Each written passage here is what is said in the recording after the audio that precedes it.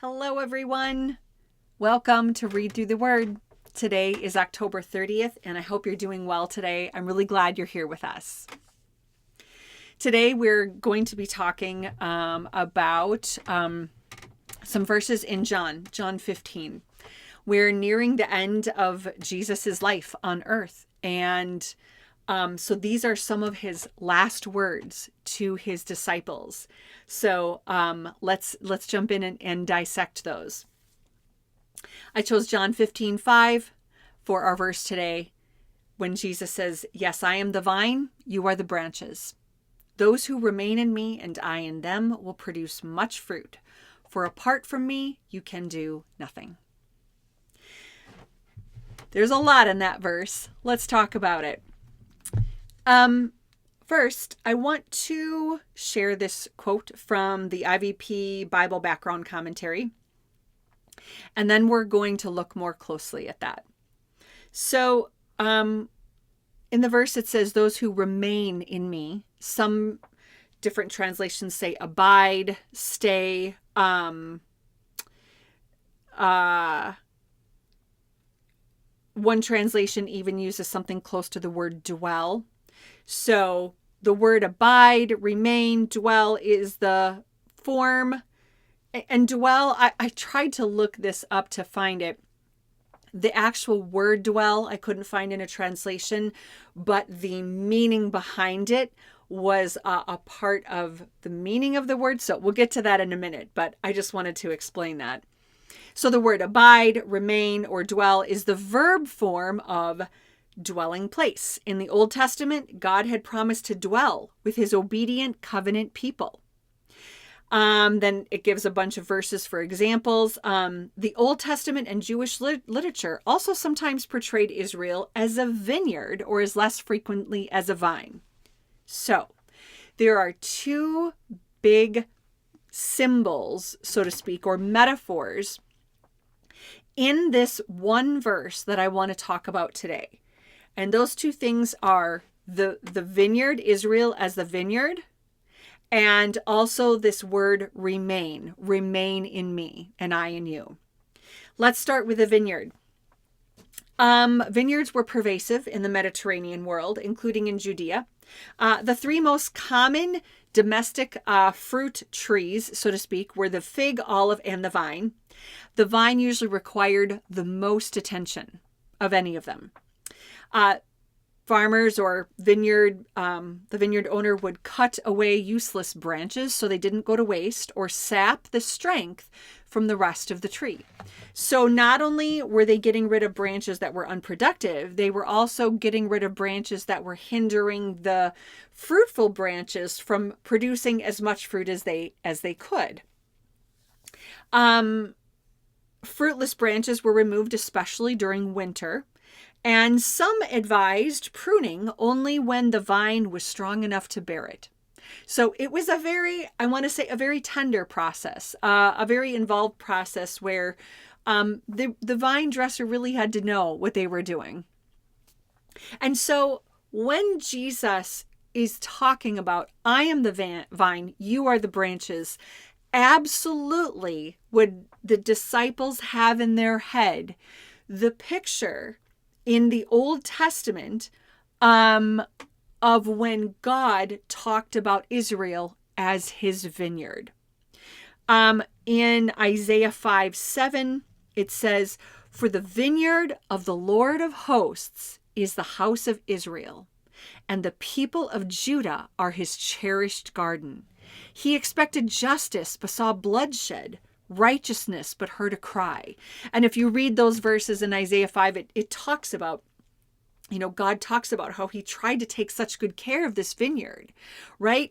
But it did not produce the fruit that it was supposed to. So there is this very clear symbolic picture in Isaiah of Israel as a vineyard. Absolutely, these disciples would have understood this connection. And it's interesting because Jesus is almost going a step deeper and saying, look, not only are you the vineyard and I'm taking care of you, but you and I can remain in such a way that you will be connected to me and you will bear fruit. So I think that's really cool. He's kind of taking it to a deeper, almost more personal level.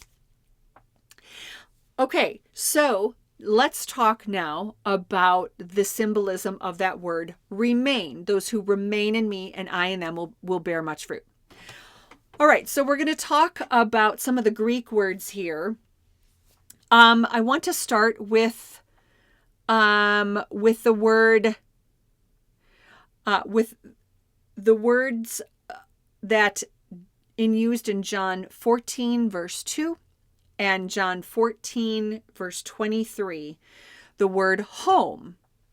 Okay? In John 4:23, Jesus answered and said to him, "If anyone loves me, he will follow my word, and my Father will love him, and we will come to him and make our dwelling with him." It's a home. It's a picture of a home. Now, the word for house in Greek is oikos. So if you wanted to use just the word for like a plain old house, that's not the word that was used. The word used, the word that means to stay, abide, or remain in Greek is menó. Now, that's a first person verb. I'm going to explain this. Hopefully it's not too confusing, but if any of you have ever taken maybe Spanish, for example, you know that when we talk, when we have certain verbs, like in English, we would say, I go, she goes, they go. We have that same word. But in Spanish, we would say different forms of that word, like tengo, tengas. The ending of the word would change to show who's doing it, like I, me, she, we, they.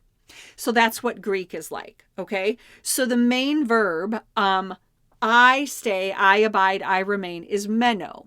But that ending would change based on whether we're saying he stayed, she stayed, whatever it is. So if you ever look at like a Greek interlinear, you would see a bunch of different forms, mainete, menó, all these different forms, but they all mean they come from the same verb, which is to stay, remain, or abide. Now, what's interesting is when Jesus says to his disciples, when he's saying it in the you form, when he's saying, abide in me, stay in me, remain in me, that's always in the second person plural. So he's saying it as a plural thing. Okay, so I thought that was interesting. Now, that's the verb form of stay, remain, or abide is menó. The noun form, okay, of this same word, home, is in John 14:2, it's monai, and in John 14:23, it's monήν. And again, the different endings are depending on how the word is being used. Like if you said to home versus of the home, they would have different endings. So I'm not trying to get you bogged down. In a lot of Greek, I'm just trying to help you that if you ever looked at an interlinear or tried to look up Greek words for these, that's why they all look different, because they're all different forms of the same word, okay? But keep in mind, again, it's all the same meaning. So the verb form, menó, all right, or the noun form, monai or monήν, all have the same context. And that is a dwelling place, a staying place, an abiding, an abode, a lodging, a room, a mansion. All of these words have context in this Greek word. So, when Jesus used this word, again, the disciples have context for a very powerful symbol that they've had, that has been taught to them, and that is God dwelling with us. So I know in John 1:14, when John talks about how Jesus dwelt with us, he was in the flesh and he dwelt among us. That Greek word is eskenosen, and it's specific. That is very specific to dwelling in a tent or tabernacle. But Jesus here is not trying to, I almost wonder if he's not trying to limit his picture, his word picture he's giving is not limited to just the Feast of Tabernacles or dwelling in a tent. Jesus dwelt among us, but the way he's saying it would have absolutely had this context of a dwelling place. But he's saying it at a deeper level here. He's saying, I will dwell with you and you with me. That's very personal.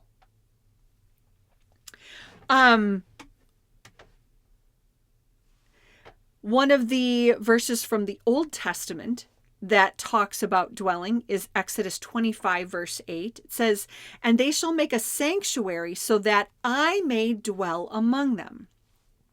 The idea that God constantly, that Yahweh was constantly communicating to his people was, I dwell with you.